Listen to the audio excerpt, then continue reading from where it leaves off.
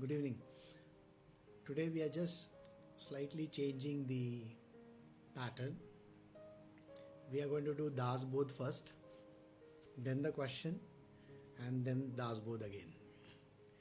We just have to complete a chapter in Das Bodh which gives us an introduction to the next one. So we are doing Das Bodh.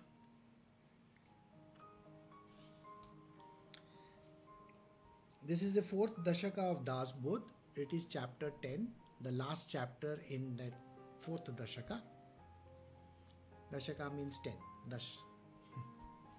So, in this, the last chapter, chapter 10 is the 4 states of liberation. So, there are 4 states of liberation which you can get.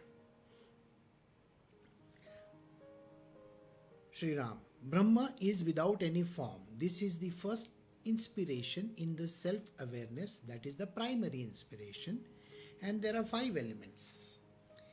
In the Dashaka on the subject of knowledge, this is dwelt upon in details. We had done this in the previous chapter yesterday.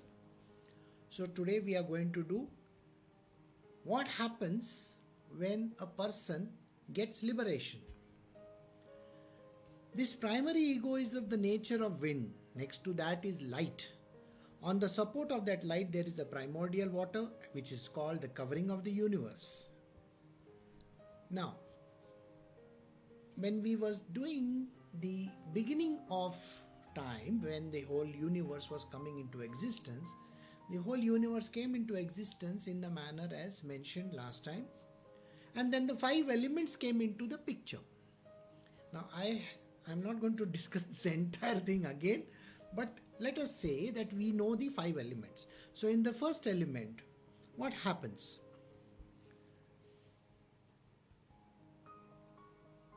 The primary ego is the nature of wind. The ahamkara that comes into the picture is divided into 3, which is sattva, rajas and tamas. So there, the earth is, the nature of wind is the way in which the ego is. Now when we are talking of ego, I am not talking of your ego, my ego or somebody else's ego. This is the creative ego, the one which creates the things. Alright? So it is nothing to do with you, me. It is the capital ego, not from this plane. So next to it, first is what is called as the nature of wind. Then it is light. Then on the support of that light there is water, and that which is covering the universe. Now go through this whole chapter for you to understand what is happening over here. Because if I have to explain to you bit by bit, then there might be some difficulty. So let us try to cover as much as we can, then I will give you an explanation. The great divine serpent supported by this water holds this earth, which is extended to 56 crores of yojanas. On this earth there are 7 seas. In the central place of this earth is the great mountain Meru. There are 8 lords of 8 direction occupying all the horizons. Now, just the way the universe has been described, this earth is also described in a similar way. Alright? First, the creation of the elements has come into the picture. It is when the elements come into the picture, when they mix around, and those who have heard me in the Tattva Bodh will get an understanding of how the elements keep on mixing around, 1/8 to 1/16, all those entire formula that we had done, I think you can go back and check it out. So all this mixing around creates the different kinds of tattvas in this world. So once that has happened, the creation of the waters, the creation of the mountains, the creation of the land, so on and so forth happens. This great Meru is of gold, is the stronghold of earth. It is 84,000 yojanas in breadth. It is very high. The mountain is 16,000 yojanas under the surface of the earth. Lokalok mountain are around the mountain. Himalayas are nearer to the mountain where Pandavas fell one by one, except Dharma who went beyond. Now, there is a mention of the Mahabharata also. In that, once the war was won and things started settling down, and Arjuna went to capture more lands, Yudhishthir was staying in one place and ruling the entire kingdom. At the end of it all, what happens is all these five brothers get together and they have to do what is called as a Vanaprastha-ashrama. That means they have to leave everything and go. And while they are going, what they do is they proceed towards the Himalayan range, the mountains. So when they are proceeding towards the mountain range, at various locations you will find that the Pandavas give up their life. So this is how the whole thing ended. Yes, then they went to heaven and some of them went to hell also. So if I have to tell you somebody goes to hell, you may wonder what am I talking about? Why should person go to hell? There is a question which I will be answering in the future, but not right now. So just let us carry on with this chapter. There is no way to get there. Great serpents are on the path, asleep, comfortably lazy because of the cold. They appear like mountains. Earlier than these are Badrinarayana or Badrikashrama, where monks go to penance before meeting death. Now, Samartha Ramdas is also describing how the Himalayas can be approached. So there is Badrikashram, okay, where most of the saints, sages, they go over there to do penance over there in that place. Badri Kedar is nearer, which is a place frequented by many pilgrims. Such is the expanse of the Meru mountains. Now, those who remember me telling you that our continent, the Asian continent, did not have India as such. The portion of India came from the African continent. And that means the whole mass, the block of earth shifted from there and came and banged against Asia. And that is the reason why the mountains got created. This happened, I don't know how many millions or billions years ago, I don't know, because I don't have that time frame in front of me. But this is what happened. And when that was happening, the creation of the Meru mountain also happened. Alright. There are 3 peaks on the Meru in line in which the god Brahma, Vishnu and Mahesh stay with their family members. Now, those who remember me telling that whatever is mentioned in the macrocosm happens in the microcosm, happens on the earth also. There are 3 dimensions to this. Alright? If we take Bhu, Bhuar, was, you know, these lokas that is there? Do you remember the lokas that are mentioned? Those who do the Gayatri Mantra and all that definitely remember the lokas. Alright, what are they talking about? The word swar is written, isn't it swarga? No? Swarga. So it is talking about the heavens. Bhur, Bhur. It talks of the nether worlds. Now the one in the middle talks about the earthly world. So there is a division in the 3. So there is the higher plane, which is the godly world, or what we call as the world of the Devas. There is a middle world. No, don't go to the Lord of that particular movie, don't bother about it. The Lord of the Rings and all, this is not that. Then the middle earth, okay, the middle world that is there is the earthly plane, and then we have the nether worlds. I'm sure you have done the story of Bali Maharaj, no? You have heard of Vasuki the snake that is there. All these are connected to the nether worlds. You have heard of Maya the demon. Maya whom Krishna also kills. Maya the demon is the head of one of the nether worlds. Alright. Like that, his son is there who handles the first nether world. The first nether world.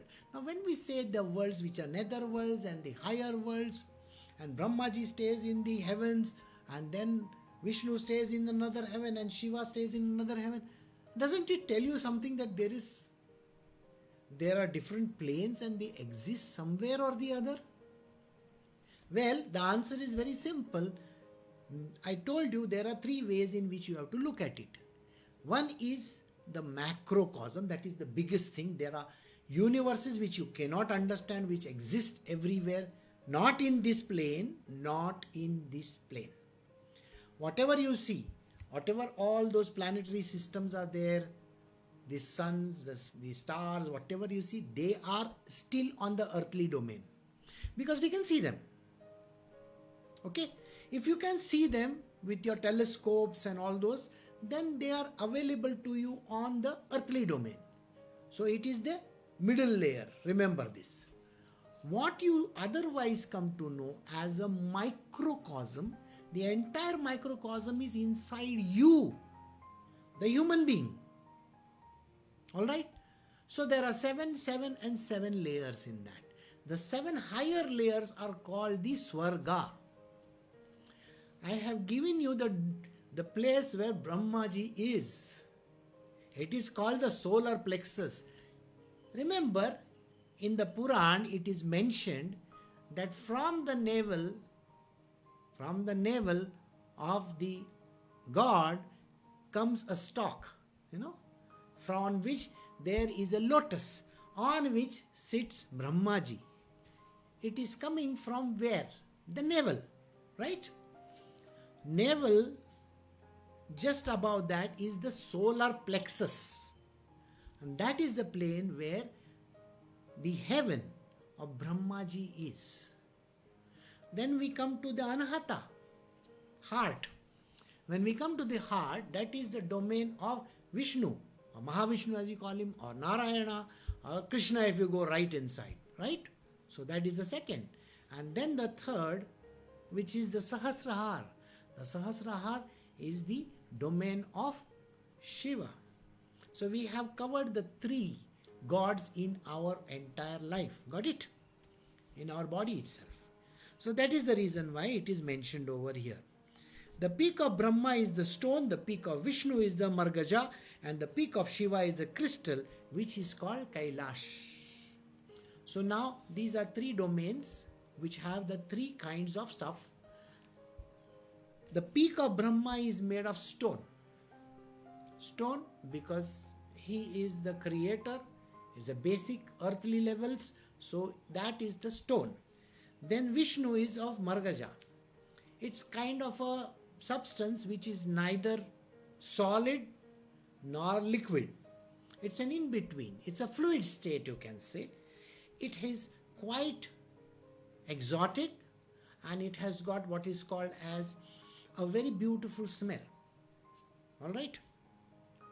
And then the last, Shiva. It is made of crystal. The Sahasrahar is supposedly made of crystal. Now don't actually think that there is a crystal outside, which I have seen physical world of crystal, and inside my brain or inside the head you get crystals and you try to crack open your brain and maybe get a diamond from it. Nothing, you will die. Don't do that. The peak of Vishnu is called Vaikuntha. The peak of Brahma is called Satyaloka and Amravati, and the place of Indra is below it. So there is a mention how this whole thing is placed. So below the Brahma Loka is Amravati.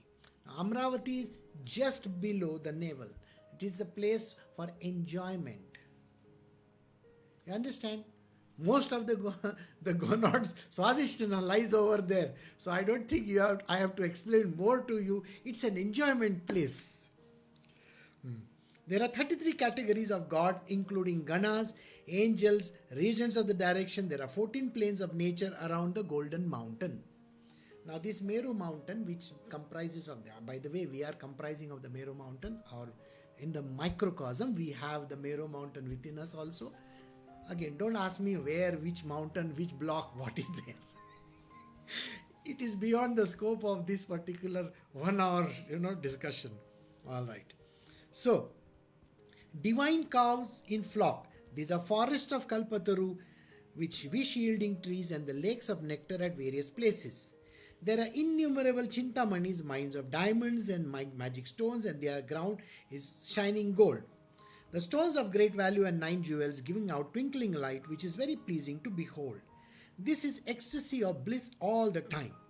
There are dinners of nectar, divine fragrance, divine flowers, the 8 proverbial heroines, and singing by Gandharva continues. Now, there was a mention of the Gandharvas and the damsels who are singing and all that. Also, that also came into the picture, isn't it? So, they also have a world of their own. It's just not the gods and the demons and the earthly level. Just in between are the various domains. By the way, in the higher planes, there are 4 different kinds of heavens which exist. Alright? Now this is going to be a little confusing. So I'll just tell you, it is called the Maharlok, the Janalok, the Tapolok, and the Satyalok. Now, when we talk of these 4 lokas, what exactly are we saying? If I take the first one, that is the Maharlok, the saints have to live there. Okay, this is the heaven of saints. All the saints which come and go. The saints are nothing but repository of knowledge. And these saints, they stay in the higher planes of what is called as the heavens. Now in the heavens there is a division called Maharlok, where they stay. All the saints, they are knowledge based. So they go and they come back. They go and they come back. They go and they come back. They have continuous life cycles. The reason is very simple. They have to teach in this world. All the saints have to teach. They are the repository of knowledge. I have told you all this before. Then we have the Janalok, the next one. Brahmaji's sons and all the other higher beings, okay, they stay in this particular loka. Alright. Then we have the Tapoloka. Tapoloka is deities. There are different deities. All the gods that we talk about, they also need some heaven of their own, isn't it? I can't say that you cannot have a heaven. You go and stay in somebody else's hotel. No, they also have a place to go back to. And then the Satyalok. Now, in this third one, there is death, by the way. Okay? They can also die. The gods can also die. These are called demigods. They also have death. And then the last one, which is called the Satyalok. Now, Satyalok is an eternal loka. The highest of the beings stay in this Satyaloka. Alright? So this is a division within the heavens only. Alright? Where all the gods, the godly domain, that is the place. So I hope you understood that. Alright, so we will just move ahead. Now we have to explain this whole concept to you. There the youth is eternal, there is no disease, no old age, no death. There are people who are each more beautiful than the other, each cleverer than the other, brave and charitable. They are very brilliant bodies like flames, as dazzling as electricity, and the name, fame, etc. are beyond limits. Such is the heaven which is the abode of gods, and the praises of its greatness is never enough. You reach in the heavens that place of the God whose worship you do there, here in this world. Now, this is one thing I have explained to you all. You pray to a certain God, you will end up going to that loka. By the way, all other parameters taken into account, okay? There are too many ticks that you got to do, because it means what, you have to be very careful of what kind of karmas you do. It is the karmas after the exhaustion of the karmas which are the bad ones kind. So then you go to this particular domain. So suppose you are going and praying to a particular god, a demigod. Now this demigod will have his own heaven, by the way. Okay. Now whoever is praying to, say, let us Subramanya Swami. Alright. Isn't it? Subramanya. He has his own heaven. He is a general of all the gods. Naturally he will have his own, palace and all those things. So he has his own. So if you are pally with him, if you pray to him, those who go to Subramanya's temple, a lot of people go there, they will end up going to his heaven. So do you get the point? Whosoever you worship, that God has a heaven of his own. That means he has his palace, he has got everything. So you all go over there. Now, once we end, I will give you an understanding all these heavens, what they mean and what exactly happens. Then, that is the state of liberation called Salokta, or the same plane where God lives. Now it is called Salokya. Salokya basically means where the God lives, that particular plane you will go to. Which is close to God. That means what? You are staying in His palace. Just imagine that. It's for imagination purpose, alright? Think, once you die, you have lesser amount of karmas in your name, you will get Salokya, or Salokta as is called. That means closer to that particular God. Then, Salokta means live in that plane, while it is near God is Samipta.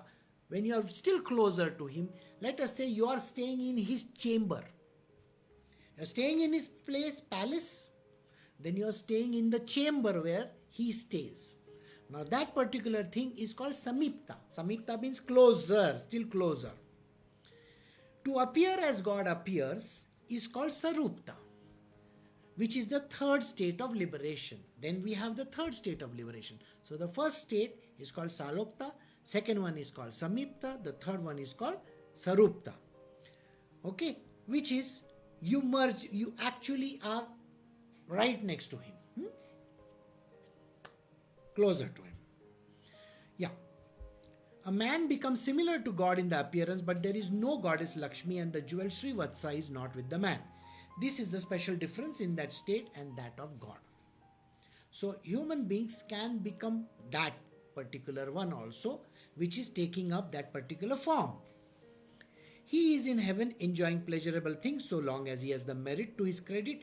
As soon as the amount of merit is over, the God in the heaven, who are natural habitants there, throw him down.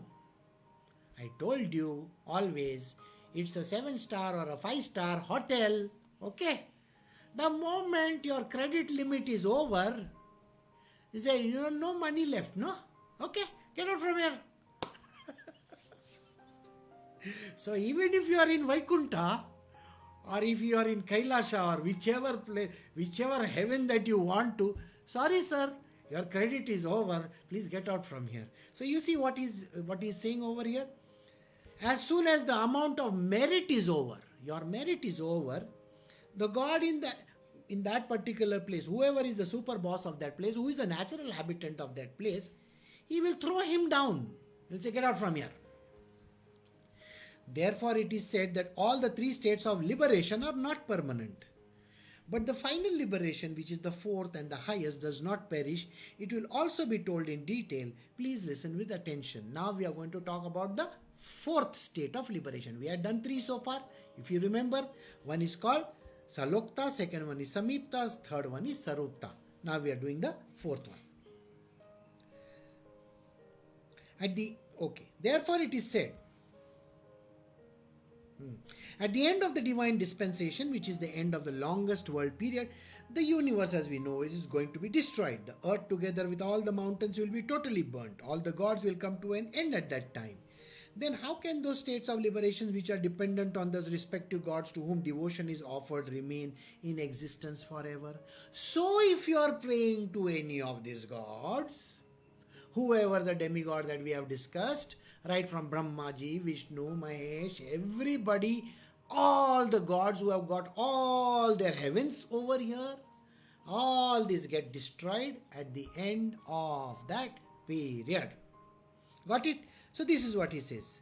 This state of liberation, which is dependent, this state is dependent on it. It doesn't last forever at all.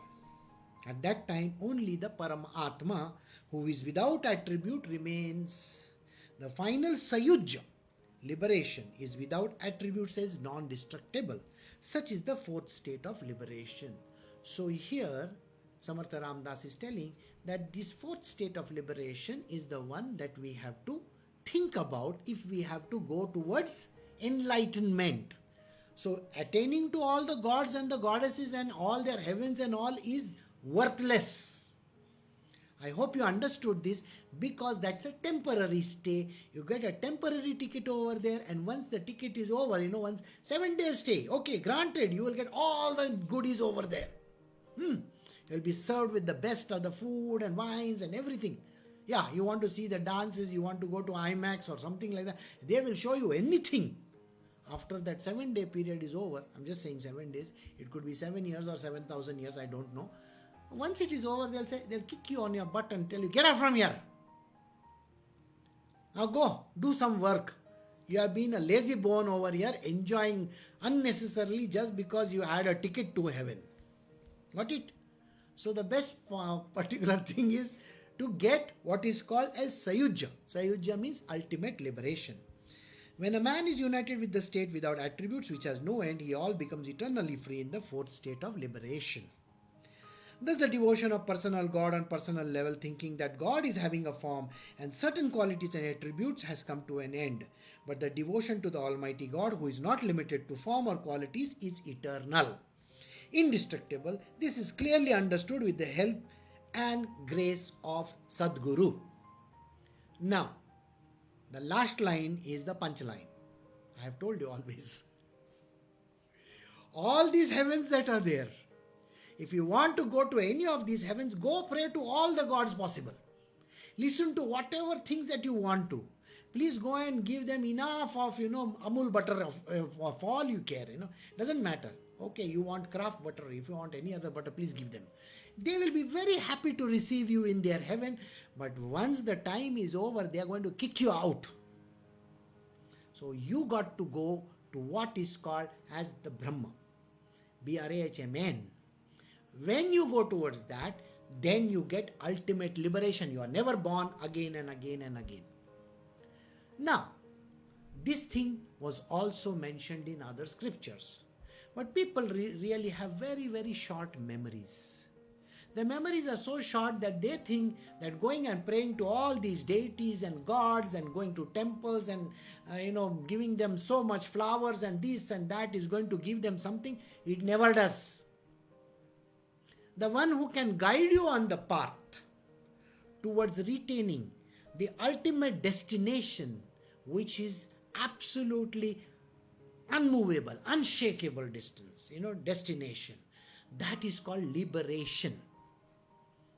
And for the sake of liberation, the person who is responsible for giving you this knowledge and taking you on the path towards that liberation is called the Sadguru. Sadguru means the person who takes you on the path of liberation and shows you the truth and doesn't tell you that there are gods over there, go to pray to gods and this god and that god. You understood in this chapter? Samartha Ramdas has very clearly delineated over here that praying to gods, you are going to their heavens only, which is nothing but a 5-star, 7-star or maybe a 10-star hotel. Nothing beyond that. You got to attain the higher state of liberation, that is merging in the divine and never coming back ever. Now in the Uddhav Gita, there is a very peculiar verse that is mentioned. I will read it out to you and then we will end this chapter. Listen to this verse very carefully, because all those people who really think that they know the greatest thing on earth, listen to the verse which Krishna is telling Uddhava. Yoga, asceticism and renunciation leads you to the pure spheres of Mahar, Jana, Tapas and Satyalok. But Bhakti, the yoga of Bhakti, leads you to my abode. Krishna's domain is higher than any of the lokas mentioned over here.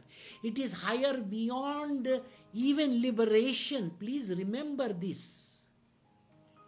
When we talk of liberation, we are talking about merging in the Brahma, dissolving in it, never coming back to life. But those who are the followers of Bhakti Marg, the devotional path and no other path, remember this, only the devotional path, those who are followers of devotional path will lead to the heavens of Sri Krishna. Anybody who try out yoga or asceticism or renunciation have got these four heavens to look at, which I had already discussed. This is the Maharlok, Janalok, Tapolok and Satyalok. So you decide for yourself what exactly and where you want to go, and then you go ahead and understand the truth of what is being said. These are scriptures being quoted to you. I am not talking something which is the world is trying to push you towards. No, these are the scriptures. They have been said by the divine himself. Thus, in the fourth Dashaka of Das Bodh, in the dialogue between the Guru and the disciple, the 10th chapter by name, the four states of liberation, is completed here. Now, we have completed the fourth Dashaka. There's a time to start the fifth one. Okay? Now, when we are going to start the fifth one, I am going to give you a small introduction about a question which has been asked to me. Alright? So, we will take up the Q&A session, and if time permits, we will continue with the satsang, or otherwise, we will do it tomorrow. So, let us see the questions. The question is on Satguru and his grace.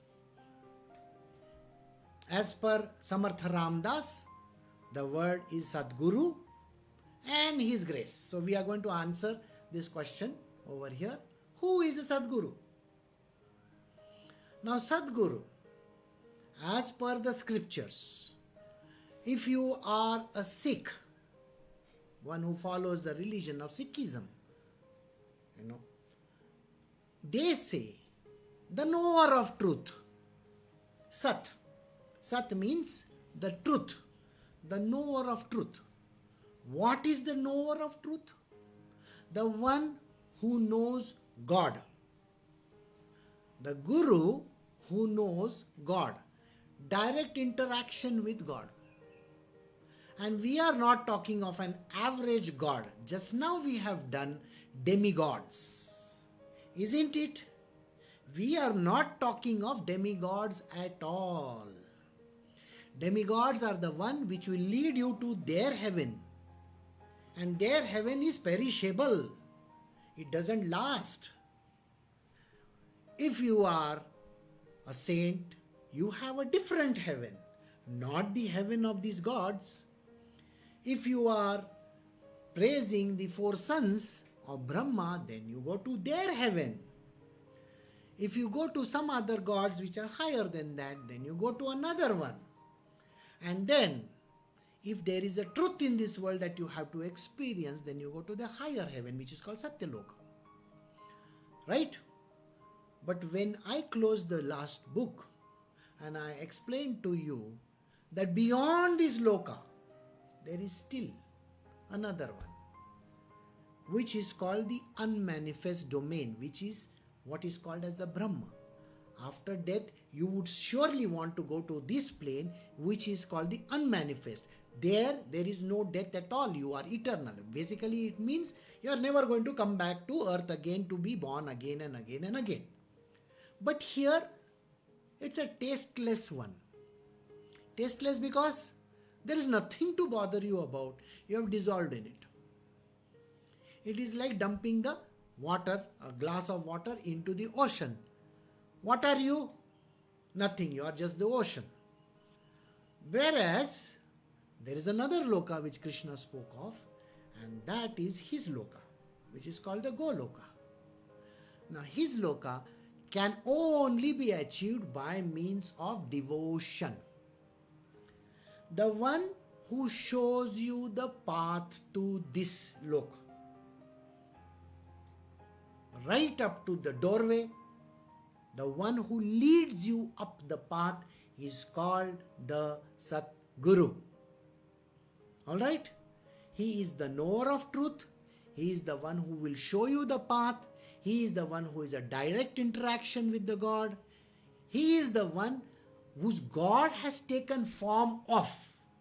The divine takes the form of the Satguru. So this is the way in which explanation of the Sadguru can be given. Alright? So this is Sadguru. Now, another question which came up was about grace. So I will attempt that as well. Is it true that only by Guru's grace can his words open for us? How does one receive Guru's grace? Well, the answer is so apparent now. Guru's grace can only be considered when you have these 4 words in consideration. Like the first one is called absolute faith. Second one is complete surrender at the feet of the Guru, which we have been doing in the Das Bodh. Third one is called unconditional love. And the fourth one is called single pointed devotion. Now what are we talking about? Reaching the heavens of the divine Sri Krishna himself. That is called the second divine unmanifest, which is also his abode, and he is the supreme person over there as per the Bhagavad Gita. The Bhagavad Gita says so. Even the Uddhav Gita says so. So whether it's the Bhagavatam or any other scripture that is there is talking about this heaven. Alright? It's the ultimate one. So Guru's grace means God's grace. The Guru and God are one and the same. The Sadguru and God are one and the same, because he has taken his form. And the person who leads you towards him, towards the doorway, towards this gateway, towards this pathway to God, to Krishna himself, is the person. And the way of winning his heart is what we have done in the last so many chapters. Surrendering at the feet of Guru, Seva, this and that. So many things we have done. So you consider all those 10 chapters that we did, and then you will add it up. So we have finished with this question also. These are very small and short questions, because the in-depth explanation is starting now. Okay, so we are going to now do Das Bodh, which is the 5th Dashaka, and now it is everything to do with Guru. Alright, so 5th Dashaka, it is talking about mantras. Chapter 1 is called the importance of the Guru. So now you understood why I answered to you the question Sadguru in the first place. So we have to know who this Guru is. Sri Ram, oh the great Sadguru, you are one whose desires are already fulfilled. You are the greatest man. You are the Rama who is Atma Ram. Your greatness cannot be described. It is indescribable. Victory to you. This is called the praise. The praise of the Sadguru. He says, you are the great Sadguru. You are already a fulfilled one. That means you don't have any desires whatsoever. The Sadguru has no desires. He doesn't want to go in anything. He doesn't want to have fancy stuff near him. He is a very, very simple, humble human being. He is fulfilled. You see, with his grace, the worldly people can get what they want. But he doesn't bother about it. So, he is the Ram, who is the Atma Ram. Atma Ram is the one who is fulfilled, who has got completely satiated. He is also the Atma. Alright. By your grace, the worthy disciple gets directly what is difficult for Vedas and is undecipherable for the word. So when you meet the Sadguru gives you what is called as the Vedas. He explains the Vedas to you. And when he explains the Vedas to you, you get an answer to the ultimate truth. Remember, Sadguru is the one who gives you the truth. That which is the secret knowledge of yogis, that which is the abode of Lord Shankara, that which is the resting place of the rest, that which is the unfathomable secret principle. What is it that the Sadguru gives? He can give you any of these things. The secret knowledge of the yogis. There are so many yogis in this world. Remember, the yogis go to their heaven. Their heaven is still lower. We have already discussed about it. There are the 4 lokas which we discussed about, right? So, Maharlok, Tapalok, like that, you know. So, they are going to their heavens. They have certain amount of knowledge. When you have the Sadguru with you, you will get the knowledge of the yogis also. He gives you the secret knowledge of yogis. He can take you to the abode of Lord Shankara also. He can take you to Kailasha also. The Guru is so strong and powerful that he can take you right up to Shankara's abode also. He can take you to the place of rest. the place where you don't have to do anything, one of the lokas, and that which is an unfathomable secret principle. That Brahma, by Guru's help, the disciple himself becomes, and he is not caught in the net of worldly life. This secret place is called the first divine unmanifest. The first divine unmanifest is a place from where you are not going to get kicked out. The rest of the heavens, I have told you already, when your credit line is over, just like when your credit line is over, the credit card company is going to give you a call and give you a peace of mind also, and they are going to take away all your stuff. Well, same way the gods do. But the Sadguru is the one who takes you to the heaven where there is ultimate liberation. That is the state of Brahma. Now, by kindness of the Guru, I am going to describe the qualities of the Guru and the disciple, and the seeker should understand them, and recognizing his position should surrender himself to Guru. So I told you the 4 principles which are very, very important. One of them is called surrender. So when you surrender to the Guru, and don't use your ego or ahankara or the great thing that you have, which is called the brain that you have. People think that they can use their brain and talk whatever they feel like and do whatever they feel like. They are egoistic people. They never know how to talk to a Guru also. Well, you can't do that. You have to surrender to him. Absolute surrender to the Gurus. Which Guru is this? The Sadguru, who is going to take you beyond all these heavens that I spoke about. So don't you dare tell me, I don't know, I think I should go to the first heaven and then the second, and then you think there is some queue or what, that there's some tickets being sold? No, we are only talking of the ultimate one. We are not talking of the in-between one, because see, there's no point in getting off somewhere in the middle, I want to go to Disneyland means I want to go to Disneyland. I don't want to go anywhere else. That is the thing that you got to know. All right. So, with the kindness of the Guru, now he is going to describe. All right. Generally, Brahmin is the Guru to all, even if he may not be following the rules of conduct strictly. One should be subservient to him with one-pointed loyalty. Now, this is a very strange thing that he is talking about. All right. You see, if the Guru, the Sadguru, is a little bit of a drunkard, don't mind him. All right. We are not bothered about how he lives. If he is that person who is doing something wrong in this world, and you think, oh, this Sadguru is like this, We should never judge the Sadguru. Please understand this. Don't judge him. The reason is because he is the one who is going to guide you till that last destination. If he is going to guide you till the last destination, means he is already gone and come back. He is himself only. It's Krishna himself who has come to take you to that place. What do you think? So you have to understand this, and then he may have his own idiosyncrasies, He may be a crazy fellow. Or maybe he's got some very funny characteristics, but don't bother about him. If he is going to take you to the ultimate heaven of Krishna, which is the goal of Vrindavana, and not the other heavens that we spoke about, then you have to give him that little bit of, okay, he's allowed to do all those things. Because he acts sometimes crazy. Alright? Yeah. And he is called a Brahmin. The reason why he is called a Brahmin? Those who have learnt with me, who are the Brahmins, the Kshatriyas, the Vaishyas and the Shudras, you have studied those who are doing the Bhagavad Gita with me. I do Bhagavad Gita on Tuesdays. Every Tuesday in the morning at 8:30, 8 o'clock. 8 o'clock I do the Bhagavad Gita. You can join me over there. I have discussed all that. Or you can go to the YouTube and go and check up the channels. All right. So anyway, that was a pitch, marketing pitch. Please don't mind me. Okay.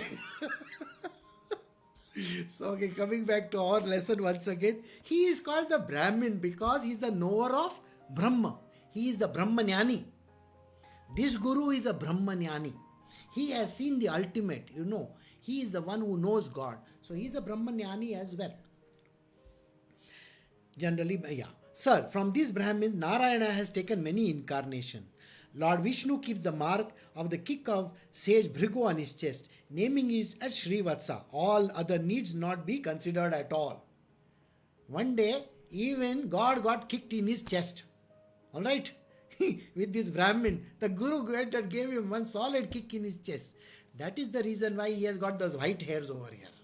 Now you understand why the white hairs are there only in his chest. They are called the Srivatsa. Rest of the body we may have black hairs, but that one particular place there's a tuft of white hair, and that white hair is called the Srivatsa. It is a saying. And this same Guru has taken so many forms of Narayana. Do you know that? Well, it is written over here. By this decision given by the Brahmin, even a Shudra becomes a Brahmin. In the metallic or stone image, there dwells the gods charged by the mantra of the Brahmins. Okay, now he is the one who is going to be the one who can pull a Shudra and make him a Brahmin also. Those who have learned the story of Sant Jnaneshwar may remember that he catches hold of one man in the street and tells him, you cross these lines over here. That man in the street is belonging to the lowest class. By the way, the lowest class and all this kind of things may trouble most of the people who believe in all the newfangled things that are going around in the world. There is nothing like a low caste or anything like that. Today everybody is the low caste. You know why? Because we are all doing social distancing. I mean, that's a stupid joke, but think about it. Social distancing. We have all become like that only. I can't go and touch somebody. Somebody else can't come and touch me. I can't even blow my face on his, I can't even do thoo to him, I can't even blow my breath on a person. Shh, put a mask over there. It's so funny. This coronavirus has taught us humility. Can you imagine that? The universe has been giving us such a big kick in our ass that we have become so humble now. We have to stand in a queue. Oh my God. All right. And we stand in a queue and all those high and the mighty fellows all came crashing down. Humpty Dumpty had a great fall. Like, is that? Okay. A person who is not initiated by thread ceremony is only called Shudra. Therefore, the initiated is called twice born because of the ceremony is supposed to be born again. It's the postulation of the Vedas that Brahmin is venerable for all. That which is not according to the Vedas is not standard and is not liked by God. So the Brahmin is the knower of Brahma, not the guy who keeps on reciting verses. I'm sorry, that person has no brains. Alright, let me tell you, the one who is the knower of Brahma is the person who is the Brahmin. Brahma. Got it? In the Vedas it is written, the yogas, the sacrifice, the vows, observances of rules, giving in charity is possible because of Brahmins.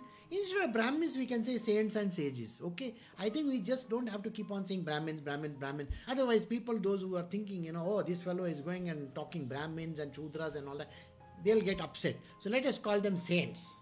Sages and saints. It's a good word. How many are sages and saints? Nobody. See, a very rare breed, it's like you got to search for this guy somewhere. Like that. The yoga, the sacrifices, the vows, observances of rules given in charity is possible because of Brahmins. Saints and sages. Going to places of pilgrimage is possible because of the saints and sages. No rites and rituals can be performed without the saints and sages. I just, you put it into brackets, Brahmins. Okay? Rest is saints and sages. I hope you can do that in your brain. I hope that much is there, Concatenations. All right. The saints and sages are Vedas in human form. They are the Vedas who are born. They are also the gods. Okay? They are gods. By the blessings, our aspirations are achieved. We can reach our aspirations if you are blessed by a saint and a sage. The Sadguru, if he blesses and gives you that magical formula, not the magical formula, okay, you're going to pass in your examination, not like that. He's going to say, Tathastu, or maybe he's going to bless you. Bless you, my dear son. Yes, you got it, you made it, you got to be thankful for that. By worshipping Brahmins, again I made a mistake, okay. By worshipping the saints and sages, our mind become pure and is turned towards God. By taking the sip of water, and also touched by them, people get highest heavens. When anybody decides to give dinner or to 100,000 people, only these people are worthy of that dinner. The sages and the saints are worthy of dinner. Okay, you can call all the sages and the saints for dinner. In such social functions, other castes are not considered, but let it be noted that God does not consider any other thing important for his blessing. He likes only the pure devotional feeling of the devotee. Now this was said by Samartha Ramdas. Alright. Now Samartha Ramdas is a person who has absolutely no bias. Let me tell you this much. He had no bias at all. Because he was giving lessons to everybody. But the reason why this was discussed over there at that time is because the world actually has no idea or the clue as who these four types of people are. The common class, everybody is a common class today. It's not one or two people. We all are the tamasic group of people, the group of tamas. Everybody is filled with tamas. It's all lazy. You tell them, tomorrow get up at this hour and go for a morning walk. They will say, oh, I am not. Tomorrow it's going to be a little cold or it's going to rain. I can't go out. They have already decided. And if they have decided, my back is hurting. Okay. And you have already decided your back is hurting. So tomorrow morning, oh my God, where is that Iodex or where is that Volini? I got to search for it. That is what happens to most of the people. All right. Lazy fellows. They all belong to the last groups, Shudra group, because all they are tamasic people. So I'm making it a little bit fun because for you to understand this, there is no such bias in this. The bias is that we got to raise ourselves to the level of the highest knowledge. Understand this. We have to raise ourselves from being the lazy bone, okay, to that intelligent bone, okay. The one which is full of intelligence. That. Yeah. Alright. So we say that these sages and saints are respected by great gods. We need to say about these poor humans. What can you say about these poor humans? Even if the sage saint is not intelligent, they are generally bowed by all. Everybody bows down to the sages and the saints. They may be uneducated type. Most of the sages and the saints, if you go to see, they are highly uneducated. You say highly educated. So I'm telling you they are highly uneducated. Why? They have not gone to school most of the time. And even if they have gone to school, don't judge their material worldly knowledge. Okay? Theirs is spiritual truth. They are the one who are going to take you to that ultimate destination. They themselves don't go till there. The sages and saints, they have a different destination. I told you about it. Didn't I tell you? It is called the Maharlok. Their station comes in the middle. Okay? It is the first heaven. It is called the Maharlok. They get down over there. But they tell the person inside, you please get him dropped to the last station. Okay? So they are so kind, They know where the train terminates. Krishna's heaven, Goloka Vrindavana. That's the place train terminates. And you should always take a ticket for that instead of taking tickets for in between. A person who is a lower caste may be learned with knowledge of word but cannot be placed near the saint and worship. That does not happen. What is done contrary to the norm of society is scorned by Vedas, and then it is called the heretic doctrine. All this knowledge which I am giving you, if some person who really wants to, pick on the knowledge that is being given over here, there are lots of people in this world. They don't like these doctrines of the Vedas. They will pick it out and say, see, he said this, he said this, he said this, he said this. What did he say? Oh, he was calling on the Brahmins. That is the stupidest thing any person can do. And this knowledge is not meant for everybody. That is the reason why hardly anybody joins in our world, isn't it? We hardly have any following. Have you seen? Just a few here and there. We don't have those million followers or a billion likes and dislikes or whatever. No, not dislikes, likes. And nobody writes about us. So it is so wonderful in our world. Okay, this knowledge is free. Okay, and the free knowledge, it's coming to take you to that ultimate last destination. All right. What is done contrary to the norms of society? Yeah, I've done that. Those who are devotees of Hari and Hara have great trust and faith in these saints. Many have made pure by devotion to these saints. Okay, those who believe in Hari and Hara, those who are believers of Shiva, and those who are the believers of Vishnu, they also believe in this saint. These are the saints who are going to take you to their ultimate destination. You may ask that if it is possible to realize God or the gods by worshipping these people, what is necessity to go to a Sadguru? Why is it definitely true that without Sadguru, self-realization is not possible? If you want self-realization, you have to meet this Guru only, this sage or this saint. Otherwise it is impossible, sir. No person can take you towards this destination called liberation or realization. No. You need him in your life. Right. This sage or saint is worthy of being worshipped in respect of rituals and other activities to be performed according to our own stage and religion. But real knowledge cannot be attained without the help of the Sadguru, and there is no knowledge of the ultimate Brahma. There is suffering. The birth and death chain cannot be avoided. So you have to be with the Sadguru so that he will take you to this destination, which is the ultimate. There is no life and death after that. No going to in between heavens.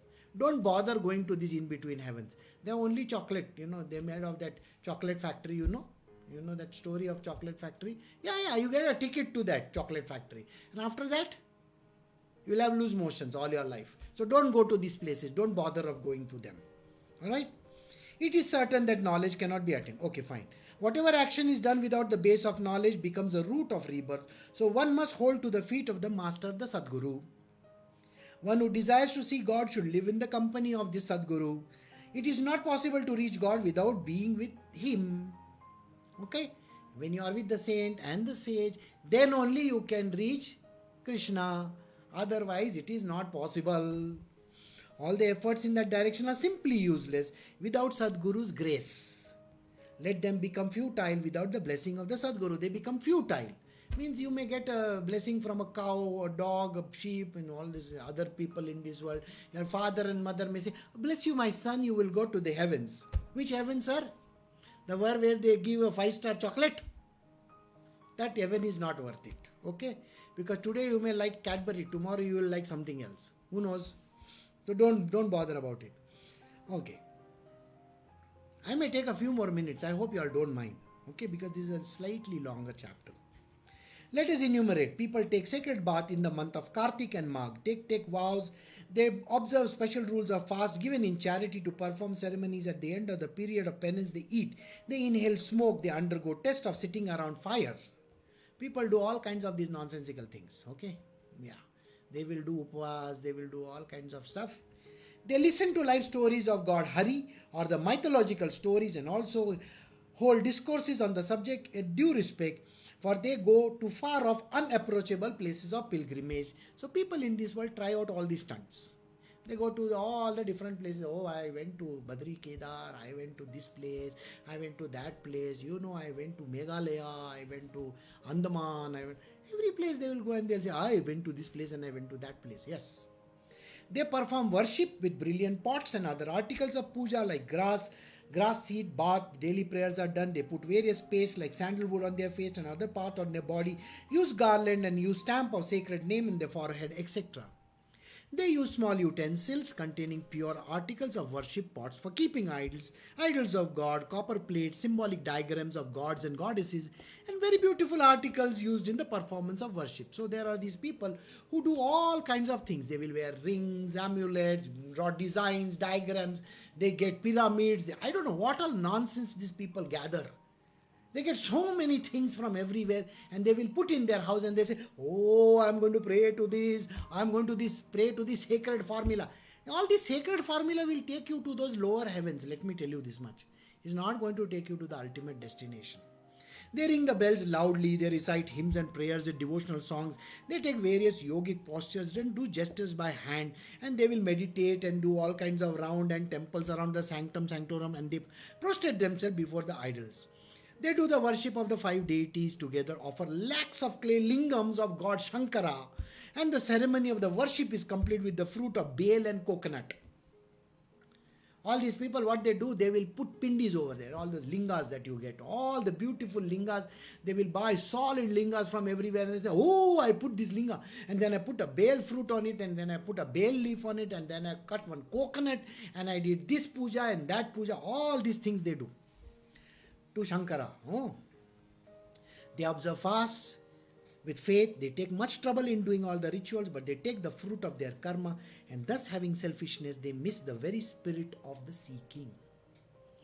They can do whatever they want. They can go and visit all the places that they want.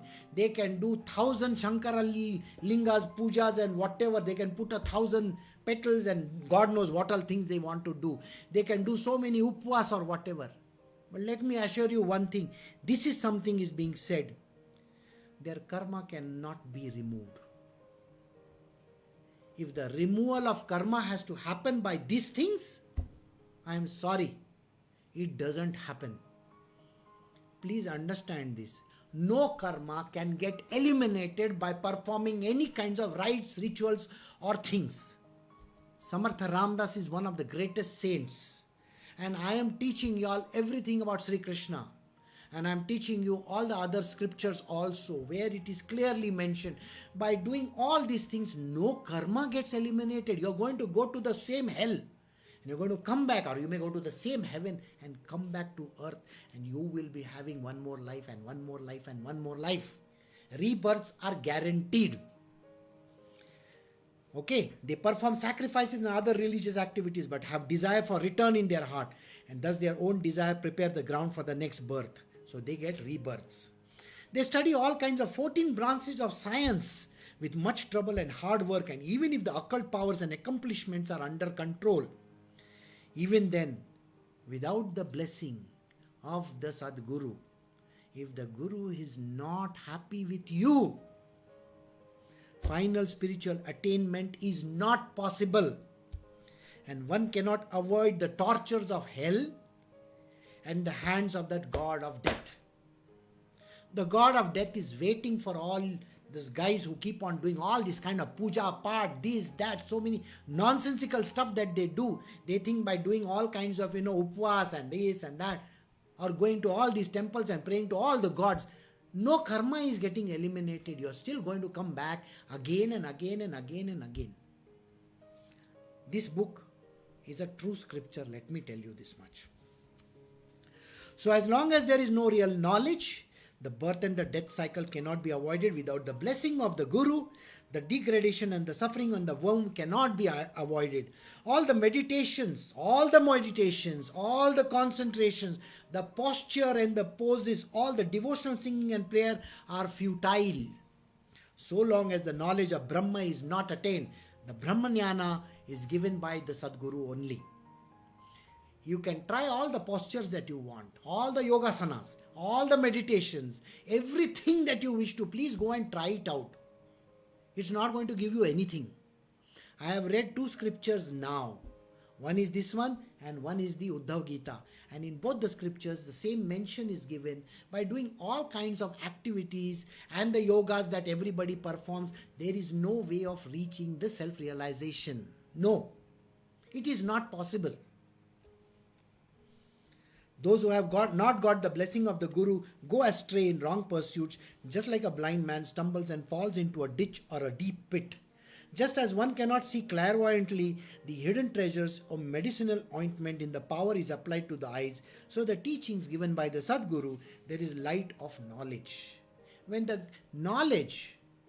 Sadguru gives knowledge, the Guru imparts this beautiful knowledge to you about reaching this ultimate destination called liberation, realization, the path of enlightenment. When he gives you the path of enlightenment through his own methodology, he designs the entire course for you. Every Sadguru initially designs the entire course for that individual. It is not a mass marketed thing. I am sorry if you are getting a mass marketed where 1,000 people and 50,000 people and 1,000,000 people are doing the same nonsense. I'm sorry, it is not the done thing. Samartha Ramdas had very limited disciples. Please know this. Without Sadguru, the life is wasted. Without Sadguru, all is nothing but pain. Without Sadguru, the anxiety will not go. But the blessing at the hand of Sadguru, the Almighty God, becomes manifest, and the endless tortures of worldly life are destroyed. In ancient times, there have been various saints and venerable sages and spiritual authorities of the high order. But they were also able to have the knowledge and divine wisdom only due to their Sadguru. There were great saints and sages in the past also. They also attained their knowledge because of their Guru. The Sadguru who was there in their life gave them that knowledge. That is the reason why they were able to achieve that. Sri Ram, Sri Krishna and others great rank were very much earnest in the service of their Guru. The Siddhas, the sages and the saints have all done service to the Guru. Even the directors of the whole universe, that is Hara, Hari, Brahma, have become humble at the feet of the Sadguru and not become so important without the grace of the Sadguru. Even if it is Brahma, Vishnu and Mahesh or Shiva, they also have a guru. Please remember this. You may think they don't have a guru. This is a mistaken identity. The way you think is wrong. They also have a guru. And when they go through their guru, when their guru blesses them, they are able to attain their objective and they can also attain whatever they are doing. So one who yearns for liberation should surrender himself to the Sadguru, because liberation will never be possible without the guidance of the Sadguru. Now, how to know the good guru? They are not like ordinary teachers of various subjects. They are those whose blessings, pure divine wisdom shines forth. The way of recognizing the Sadguru is explained in the next chapter. The listeners may please listen to the description of the same sequence. Thus, in the 5th Dashaka of Dasbodh, in the dialogue between the Guru and the disciple, the first chapter by name, Importance of Guru, is completed here. And thank you very much for giving me this extra 5 minutes. And you take care. You have a great evening, and I'll see you all tomorrow when we will understand the sign of the Guru.